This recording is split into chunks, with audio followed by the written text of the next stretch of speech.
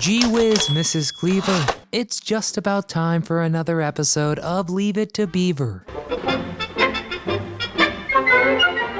There were few shows quite as relatable and inspiring as that of Beaver Cleavers. The characters were all people we felt we knew, but there is plenty we don't know, so let's get to it. What's the horrible secret behind Mrs. Cleaver's pearl jewelry? What kind of jokes did this wholesome coming-of-age series have to cut? I'm your host, Nostalgic Nick, and today we're revisiting one of the most prominent programs in American television history. I want to thank you all for being on the show with us. You did a splendid job. It was one of the best shows we've had. And boy, do I hope you give this video a thumbs up and subscribe to the channel so you never miss an episode. But without further ado, let's go back to Mayfield one more time. Small world of beavers.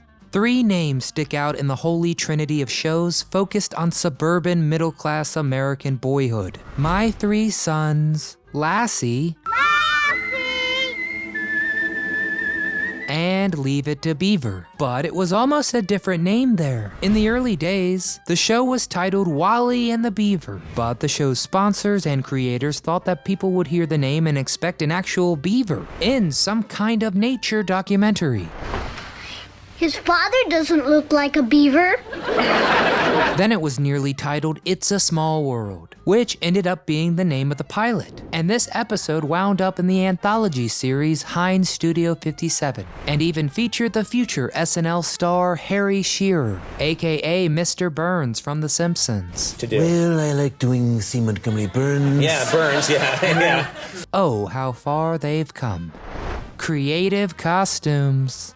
A picture is worth 1,000 words, so a good outfit should be just as much, right? And if you're Jerry Mathers, it can help land you a pretty iconic TV role too. During Beaver auditions, Mathers made a strong impression because everything about him was just candid and earnest, right down to his outfit. You must be chicken. No, but I don't like to do stuff I'm told not to do. Because Mathers had a pretty busy schedule that day, between commercials and Cub Scouts, and he did not want to miss any of it. So he turned up at auditions wearing his Cub Scouts uniform, so he could mosey on over to that meeting after. And the producers loved this about Jerry. But that's not the only way the outfits shaped the beloved cast. Barbara Billingsley was everyone's mom for 6 seasons on Beaver, with an iconic outfit exemplary of the time, a typical housewife look. But the accessories were where the character shined. In early seasons, Billingsley took to wearing flats for comfortability. Then the character transitioned to heels, even when doing chores. Fashion statement? No, of course not.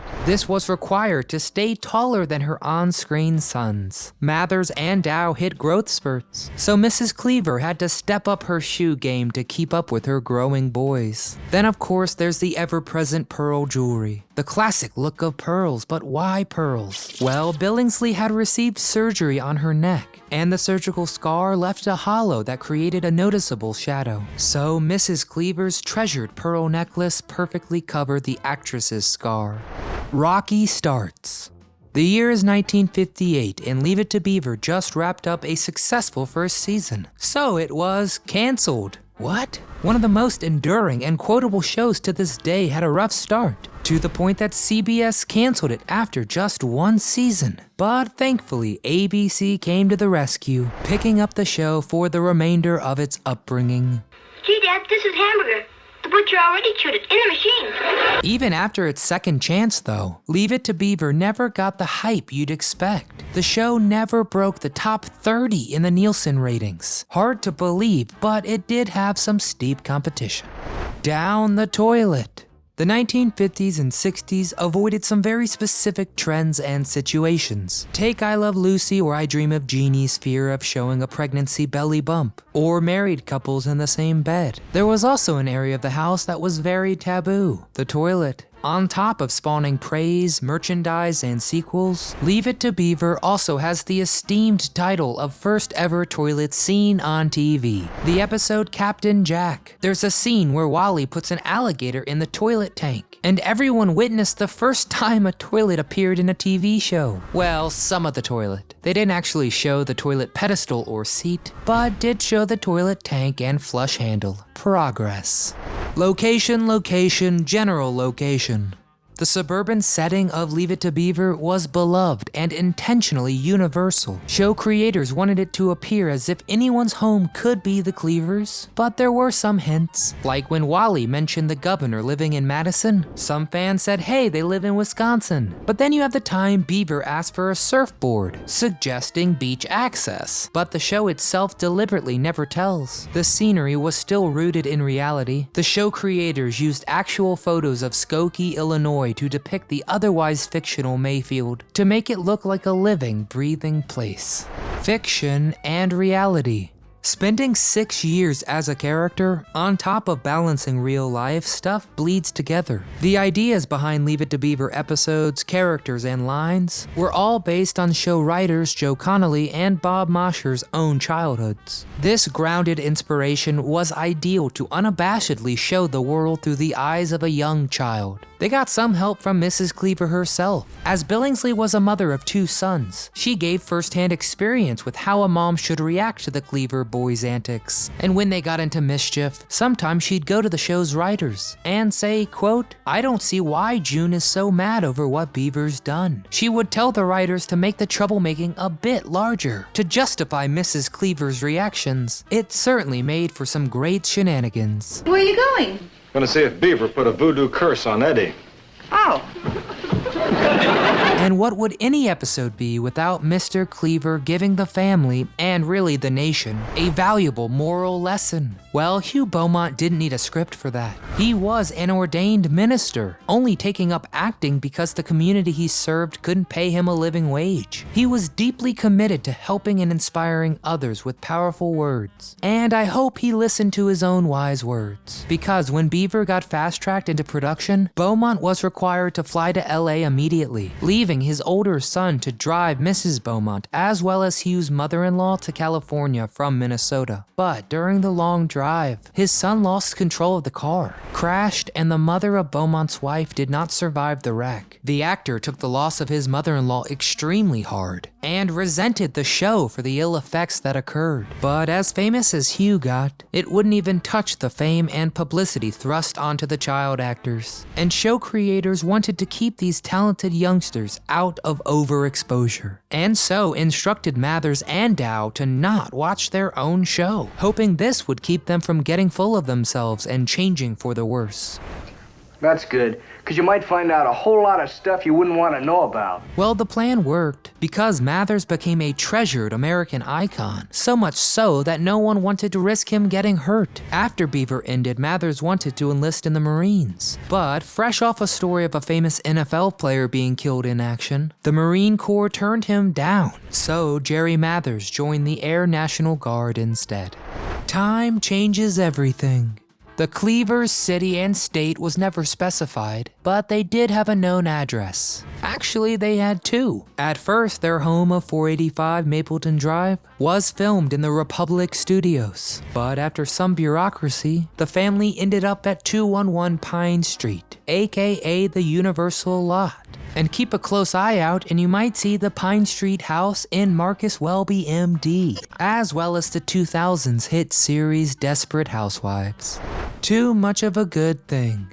According to Tony Dow, who was fantastic as Wally Cleaver, Leave It to Beaver aimed for a very specific level of humor. I Love Lucy enjoyed the longest laugh of any sitcom. But Beaver's writers wanted something a lot more tame. So if a joke went over too well and got too large of a reaction, they'd cut the entire joke for the final taping. Dow explained, quote, they didn't want a big laugh, they wanted chuckles. Eddie and I are getting along pretty well here, and please don't make Clarence help us.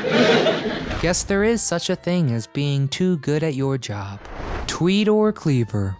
The best plots keep up the anticipation of something that we just have to know the answer to. Leave It to Beavers was simple, but one the show didn't fully explain until the very end. Why is Theodore Cleaver called Beaver? What's your name? Theodore, but my friends call me Beaver. Blink and you might miss Wally talking about his little brother, but he couldn't say Theodore, so it comes out as Tweedor. And so he would call you Tweeder, And from that, we got Beaver. And after 6 years, that's all they could come up with. So our young protagonist needed a different name his brother could actually pull off. Show co-creator Joe Connolly was thumbing through a list of his own old acquaintances. There he found a fellow Marine who'd been nicknamed Beaver. It even rhymed, and that was that. A plan comes together.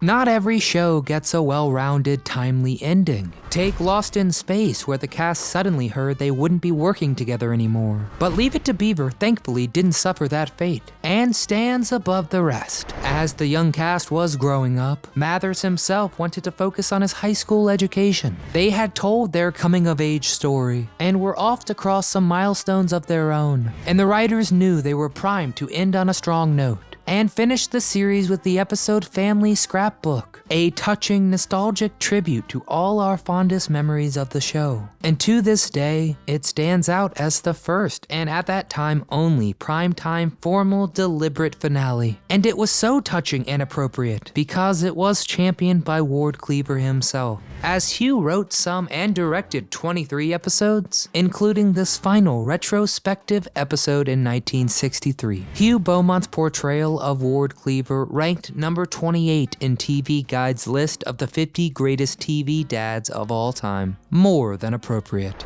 Gee, Wally, what a fantastic, wholesome series that everyone should watch even today, as all the characters were finely developed, and the tender moments make this series enduring. So what's a great episode of Leave It to Beaver that you recall? Did you ever visit Universal's tour and see the Cleaver house? Share some Beaver memories in the comments below. We want to hear from you. And if you enjoyed our Cleaver deep dive, be sure to give it a thumbs up for us, and don't forget to subscribe so you can join our next trip down memory lane. From all of us here at Do You Remember, thanks very much for watching.